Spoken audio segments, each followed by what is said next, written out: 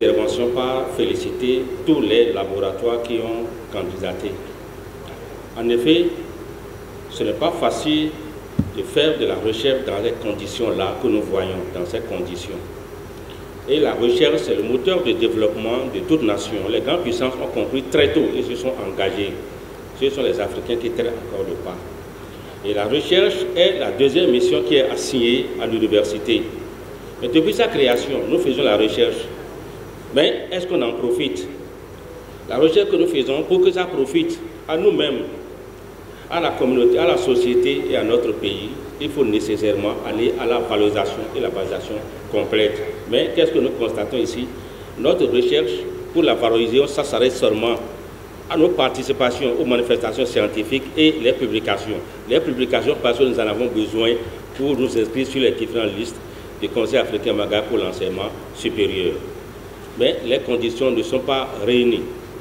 Chaque fois que nous sommes ici, dans ces salles, je fais une seule prière quand je suis assis là-bas, qu'il n'y ait pas coupure d'énergie électrique. Le conseiller du chef de l'État, je lui ai dit tout à l'heure, quand il était avec moi, je lui ai dit de faire un tour dans nos laboratoires pour voir les équipements archaïques sur lesquels nous travaillons. J'ai visité son laboratoire à l'Institut Pasteur de Lille. Son laboratoire est 2 fois plus grand que la salle dans laquelle nous sommes ici, avec des équipements modernes. Je lui ai dit, si l'occasion se présente, il faut souffler à l'oreille, patron, vraiment qu'il faut sortir de l'argent pour la recherche. Nous n'avons pas la stabilité en connexion Internet, mais néanmoins, nous faisons tous les efforts pour apporter quelque chose. Voyez. Félicitations à tous ces laboratoires et notamment ceux qui ont eu des prix. C'est à cause de nos possibilités financières, sinon on serait allé plus loin. Aujourd'hui, c'est 5 prix, 5 lauréats, mais la prochaine fois, je crois que nous allons prévoir frapper à toutes les portes pour aller au moins à 10. Ça va stimuler les autres laboratoires. Je remercie les ministres qui étaient avec nous le premier jour, le jour du lancement.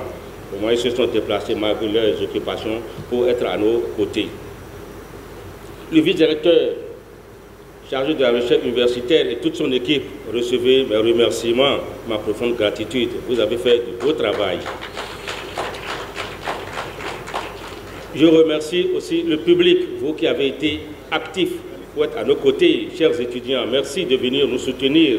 Quand on vous voit, on comprend que nous avons votre soutien car vous êtes les chercheurs de demain. Je félicite enfin le comité d'organisation, le comité pour lequel nous avons connu du succès pour cet événement de taille. Le comité,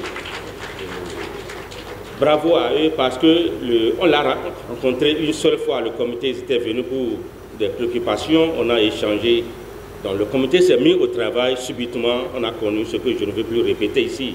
Voyez. Malgré ça, ils ont pris leur courage à 2 mains pour poursuivre le travail jusqu'à la fin et c'est ça qui nous a réunis depuis le mardi jusqu'à aujourd'hui. Bravo à vous, Madame la Présidente, l'Amazone du groupe Le France. Je vous remercie, vous tous, et je nous souhaite un bon retour sur nos lieux de travail, dans nos laboratoires, dans nos maisons, dans nos pays. Et c'est sur ces mots que je déclare officiellement clos dans ce colloque organisé sur les journées des centres de l'innovation à l'Université d'Abou-Mecrabi, 2e édition, et je nous donne rendez-vous pour la prochaine fois. Merci et bonne soirée.